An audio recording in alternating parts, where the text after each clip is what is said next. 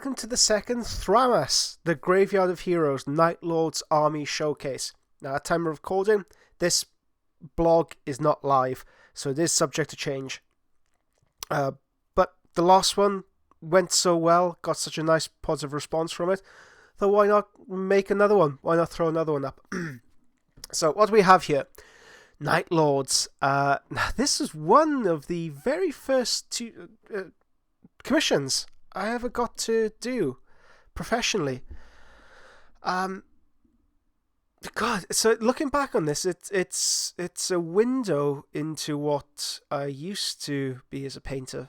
I know it's a very asinine statement to make, but you know, when you're hit with something this personal and this nostalgic, you kind of have befuddled thinking. It's not very clear what I'm thinking right now. It's just a very nice, warm feeling because I knew I did a good job on them, and they kind of launched my career. Okay, let's start with a quote. Let's start with Sevatar, the banner bearer, the most favoured son of the night. It is better by far to be an object of fear than respect, for one is a truth of the soul, and the other an illusion of the mind. I thought it'd be a little bit more original than writing Ave Dominus Nox. But okay, so this is a legion of horrors shaped in the form of man. Certainly the most evocative of the legions. It's very easy to understand why you'd want to collect these, because they just look so damn cool, but that wasn't always the case. When I did this commission, they weren't anywhere near as popular as you may imagine. These were always seen as a rather goofy legion. Nobody really wanted to collect these, especially in 40k, even though the old 40k, the metal Chaos Terminators, they were always painted in Night Lord's colours, and that's one of the first memories, that's one of the first images that pops into my mind when thinking of that range. It's that second edition codex with Abaddon on the front cover and the world and the universe blowing up behind him. It's those metal Terminators. I'm looking over at the book now. I'm going to read it after this. With those huge tusks. I'd love to see Atramenta. I'd love to do Atramenta in that style. I wonder whether I'd be able to get away with doing a small ZM force, or a Zone Mortalis force, using the new Terminators in the Indomitus plate. Okay, we'll circle back to that when we do an army discussion, when we do an army workshop, I guess. Yeah, these weren't always a popular legion. I mean, when I did this commission, you'll see it's not the really nice decals that... Can I go in? Aha! That Forgeworld use. They haven't got that... Or they haven't cemented that horror aspect. They're always kind of the Halloween Legion. You know, you had these big goofy skulls on the side. You had these red bat wings. All seen as a little bit of a joke. Whenever you watch... So, I guess a good correlation is that when you're watching a bad horror movie, that fright and humour are very closely linked to one another. So, like, a character may come up and go, "Bruh!" and you can't help but laughing, because it's ridiculous.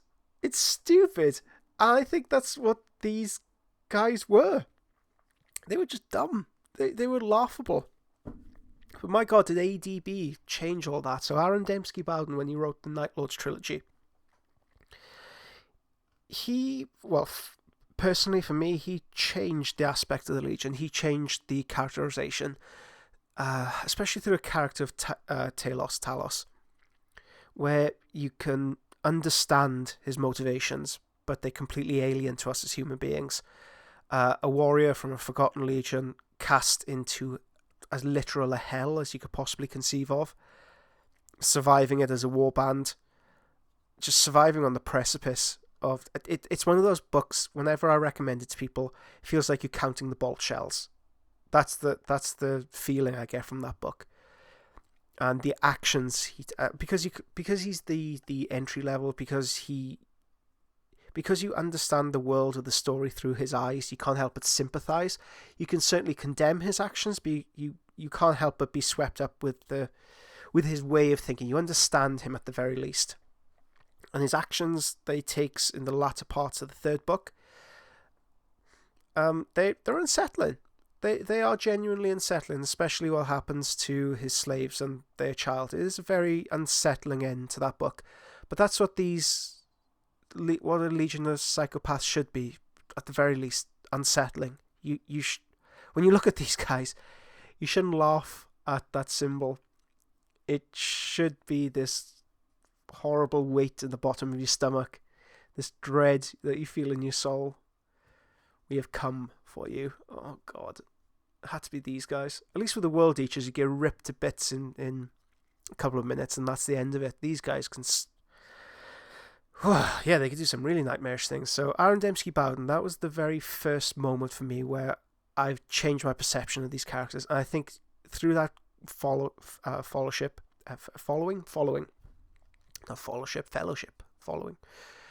Through that interpretation, a new bunch of people, a new community was formed around them, a new perception was formed of the Night Lords. And this sterling work was further built on in the Index Astartes, in the old White Dwarf articles. And I'm not sure which came first, because I think it was the Index Astartes article came first, with beautiful Karl Kopinski artwork, really nightmarish stuff, built upon by ADB, and then really refined by Alan Bly in the Horus Heresy Black Books. I believe it's Massacre. The just intensity of descriptions, the intensity of Nostromo itself, it's, again, unsettling. You are peeking behind the curtain of sociopaths, of people in extreme mental distress. You can't make light of that, even in a fictitious universe. This is some hard-wearing, hard-hitting stuff. And every one of us in this hobby, I think it's fair to say, has some level of trauma. And when we see that trauma magnified and reflected in the lore, we can't help but become attached to them in some way. By no means does this universe or these creatures represent my values, how I conduct myself in reality. I have that buffer between my enjoyment of small toy miniatures massacring one another and how I behave outside in reality, in reality, inverted commas. But it is always fun to indulge in that darker side. And that's what these give you. That's what this Legion allows you to give, that license to explore that darker aspect of yourself. The commission itself, it was painted, goddamn, years ago. It was before even the Space Marines went on bigger bases. So you can see the old 25mm bases they're all based on. All Forge World, this is at the time, I believe, Book 2 Massacre just come out, or was just before Massacre was about to be released. There were no upgrade kits, there were just the Mark IV armor plates, all resin. And I've embellished them, or rather the client asked me to embellish them with additional skulls, heads, and things from the Undead range. Now with the pure range of miniatures that are available today, I can't imagine what I'd be able to do with a Night Lord's army now.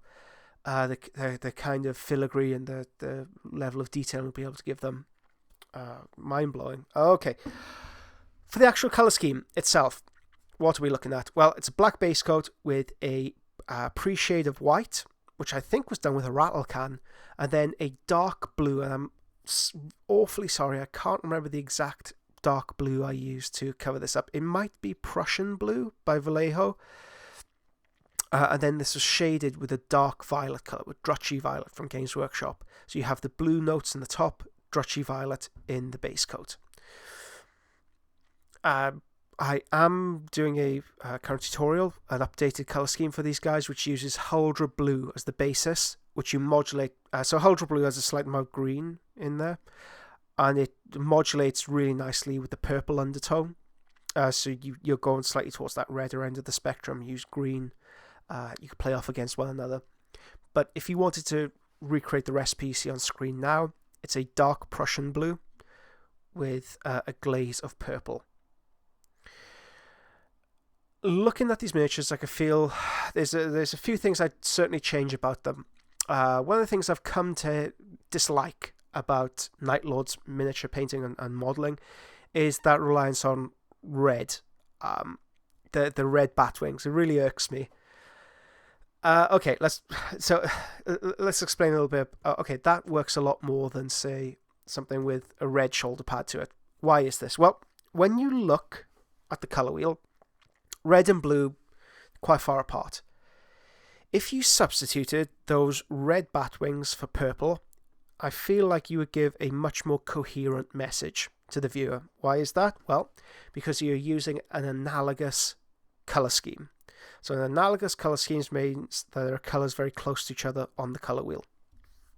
And by using an analogous color scheme, when you think of, I don't know, like nightmarish art, when you think of ghouls and ghosts, you may think dark initially. But when you actually look at the artwork, you can see there's very, very high value contrast between black and white.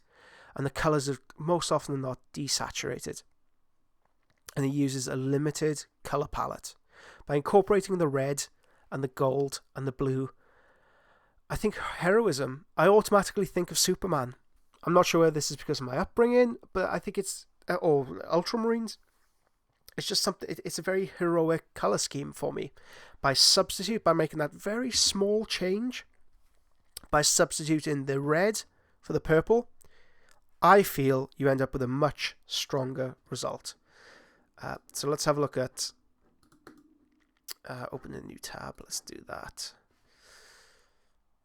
Should come up any second, but let's have a look at Sevatar, for example, where we substituted the red bat wings for purple. It's an analogous color scheme. The only red or shock of red we have on this guy, in fact, the only saturated color we have is the red of his gauntlets. And his gauntlets were painted in a very specific manner, with a chipping technique in mind. So red marked amongst the Night Lord's Legion means that he's marked for death. He has done something on Istvan V, which has condemned him to death by the Primarch himself. He's pissed off the Primarch. So he's been red-handed. It's an old, I guess, cultural thing from Nostromo where a gang or a ganger would have his hands tattooed red if he'd done something to offend his boss and he was destined to die. So he has usage, but he will ultimately die by the hands of his master. And we don't know why. Infuriatingly, we don't know why that is right now. So that's the reason why I've used the chip. But I don't imagine, sorry to flip the conversation, I don't imagine he'd take particular care of painting his gauntlets to show his shame to the Legion over and over again. I imagine it's either cheap paint, cheap crappy paint he finds on the surf decks, or it's blood, which would flake and crack very easily and come away very easily. So every, say, engagement, every couple of days or so, he'd find something red, dunk his hands into them, dunk them out, and walk off. That would be his level of involvement of keeping those red mark gauntlets. He wouldn't particularly care about showing his shame to the Legion. So this colour scheme is using the updated colour scheme where we use black base coat, white pre-coat to develop the volumes and values of the piece, and then we spray the entire thing with a very thin layer of Huldra blue, and then we airbrush very thin coats of purple into the shadows. And this creates a much stronger analogous colour scheme, in my opinion. Again, all this is preference in my opinion. And another thing that you may see that's absent is the lightning. I am not a huge lover of lightning when it comes to Night Lords. I know it's one of those iconic details in the sculpt, but I think it's one of those extra sensory perception things. So Harlequins, for example, when they run, their outline breaks apart into lots of little triangles, diamonds, solitaires. But you don't physically see that represented on the miniatures. You don't see the outline breaking up. It would be cool if it did, but you simply don't. I think it's the same thing with the Night Lords. That this crackling armor plate, the crackling lightning isn't drawn on, it isn't painted on. Instead, it kind of flickers like lightning does across the armor plate.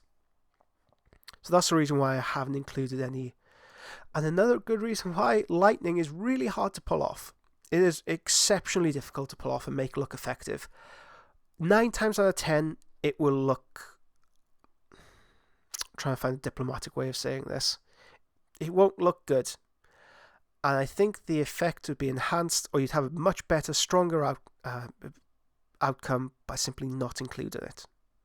So that's the reason why I don't include lightning strikes on my miniatures. And at worst, it can make your miniature look a little bit goofy, which is it's something we're trying to get away from with Night Lord's modelling. And again, I cannot preface this enough. I can see the downvotes already on this video. My opinion only. If you love lightning strikes and you love putting them on your miniatures, go ahead, lightning strike them up all the way. But my ideal of what a Night Lord should be is this: threatening, hulking, realistic. In my opinion. If you do it, great. I'm sure if you have any good suggestions of what these should look like, feel free to say. If you see any good lightning strikes, lightning bolts, please send them through. Okay, what would a Night Lord's collection be without Vulkanite? So Vulkanite and Night Lords go together so beautifully. My co-host on the Age of Darkness podcast, he is just about to start collecting a Night Lord's army, and unfortunately Vulkanite Cavaliers, Chargers, whatever manner of Vulkanite these are unfortunately sold out right now. Ugh. But I'm very much looking forward to seeing what he does with his. Again, we've used a analogous colour scheme with the glow effect. We haven't used magenta, we haven't used yellow, we haven't used turquoise, we've used green. It's quite desaturated green at that. It's not the very intense intense turquoise of the plasma guns from the previous Thramas video. No, it's a colour that's bleached of intensity. And you can even see here the early formation, my early thoughts of changing the red. Here I've darkened it down significantly until it looks like dried blood rather than that bright red pop. But subsequent thinking on this subject, just move them over to purple. I mean, you can certainly introduce notes of red into the top highlights. Purple is one of those wonderful colours you could do so much with, because you can make it a warm magenta tone, or you can make it a cool purple tone. So there's a lot of room to develop what you want to do with it. Right. I haven't. I need to change these photos. Got a nice hanging skull there. This dreadnought. This is bringing back so much memories. So I called this guy Sinavar. Play on Sin. I don't know why. These bases, I'm not sure where the client sent them through to me. I'm not exactly sure where they come from, unfortunately. But skull bases, there are a dime a dozen these days. Just type into Google. I'm sure you can find a billion of them. Lightning strikes. I like to think I've developed since then. But if you are planning on doing lightning strikes like this, what I did was use pure white to sketch in the tone, glazed it over in the purple, and then glazed it back over again with white. I would change so much about that process now. So much. Right. And this is a representation of a much later version of Night Lord. So the colours are bleached of any intensity. The eye lenses have this dull magenta glow to them rather than this bright red. The armour is pitted and broken and studded with 1,000 battle damage, with 1,000 atrocities he's committed. Blood streaks his weapon. He has a Vulkanite charger, wrist-mounted Vulkanite charger. He has this casual brutality about him. It's very unsettling looking at him. And partly due to the sculpt. Sculpt's great. Partly due to the choice of colours. This chipping tutorial is available via the Patreon. If you did want to learn how to paint this Night Lord's colour scheme, there is a full 4K video tutorial already available, ready and raring to go, as well as a Conrad Kurz PDF, ready and raring to roll. And at time of recording, we are fast approaching Halloween. So I'll try my best to get another Night Lords. It feels like a bit of a tradition to paint up a Conrad Kurz every year around Halloween. I'll try and do the same this year, or maybe do a Sevatar. That'd be quite a cool commission, or cool paint job to do. So that's the evolution in my line of thinking when it comes to doing Night Lords. Even the magenta, I've worked it back. So the metallic gorget isn't red. Instead, it's a brass with red glazed into the shadows. It's desaturated, it's dark, very grim dark. All times we are trying to strike that note of being unsettled, that there's something deeply wrong with this warrior, deeply wrong and unsettled about this creature. And that's it for the Night Lords overview. I hope you've enjoyed this video. If you would like to learn how to paint this guy, you know where to reach me. Patreon, The Legend Studio. If you want to book a commission, if you want me to paint up your sociopaths for you, please get in touch. I'd love... Oh, okay, army concept. Okay, sorry, if you've knocked off already, shame on you. Army concept. Okay, for this guy. Atramentar. So the Atramentar were an elite band of killers devoted to the first captain. The Night Lord's Legion structure was a little bit different, of course. Once they started getting recruits from Nostromo, the Legion structure, the Principia Bellicosa, broke down, and instead they formed around war bands around charismatic leaders. So even though Sevatar is the first captain and leads the first company, I guess it's in name only, because each different segment of that legion will have its own ideology and its own hero worship, I guess. Now, Sevatar was a particularly charismatic SOB. Leading the Atramentar, they had a wide access to Terminator Plate. It's not mentioned exactly what Terminator Plate they had in the Heresy. However, in 40k, it's mentioned as an Indomitus Plate with a huge silver Nostroman lion on the right shoulder pad.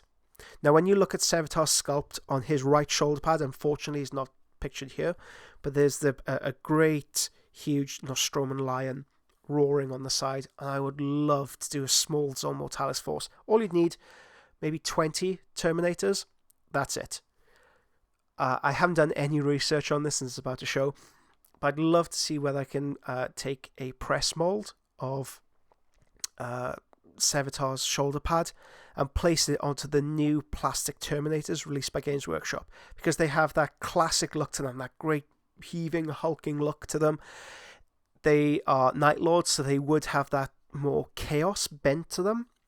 You may want to shave off any Eyes of Horus or any god-specific runes on the armor, but Indomitus Plate, while rare, was still available in the Horus Heresy. Dawn's personal Huskars were Indomitus Plate, but I would love to know or have a definitive answer over what exactly the Atramentar were in Horus Heresy. So that would be my, I guess, beginning army collection. And of course, I would love to include, I think any Horus Heresy army needs to include at least one Contemptor. And the Night Lord's Contemptor is rather nice, rather beautiful. So one Contemptor, one Sevatar, 4 units of 5 Terminators with a mixture of Combi Bolter and Combi Melter. Yeah, I think that'd be a very evocative force. Very nice force to paint up a model, put out there, and replace the red with the purple. If anybody wants that painted up, shoot me a message. So I might do you a deal on that. Yeah, I might. You know, I'll. You get in touch. I'll send you a quote. You can send me a counter offer. You know, you can knock me down. You can negotiate your way down. You know, we'll reason together. Okay, thank you very much, guys, for watching this video. This silly video. If you do like these, I will continue on with them. My plan next is to do a Sevatar reflection, maybe have a look at his rules, see exactly what makes him so special, how he interacts with units on the tabletop, and more importantly, have a look at painting him.